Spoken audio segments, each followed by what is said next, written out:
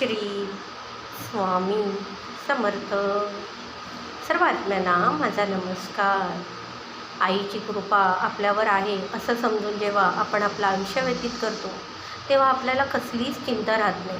कितीही अडचणी आल्या तरी आई बघून घेईल ही भावना आपल्या मनात येते आणि आपण बिनधास्त राहतो. ह्याने काय होतं, आपलं मन विचलित होत नाही, आपलं आपल्या कामात लक्ष लागतं, कर्म देखील योग्य रीतीने पार पडतं. आईला एकदा आपण समर्पित झालो की कसलीच भीती वाटत नाही. कितीही अडचणी आल्या तरीसुद्धा आईवरचा विश्वास आपल्याला डगमगू देत नाही व आपण शेवटपर्यंत त्या अडचणी दूर करण्याचा प्रयत्न करत राहतो. आपली आई त्या प्रयत्नांना यश देतेच. म्हणूनच सर्वात आधी मनातील भीती बाजूला सारा, मग बघा आपल्याला कशी बळ शक्ती प्राप्त होते.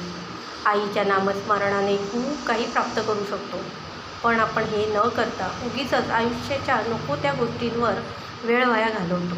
आणि खरं सांगू, आईचं नामस्मरण आपण सुरू करतो ना तेव्हापासूनच आपल्यातल्या सगळ्या इच्छांचं रूपांतर भक्तीमध्ये प्रज्वलित होतं आणि जगातील भौतिक गोष्टींचा विसर पडायला सुरुवात होते.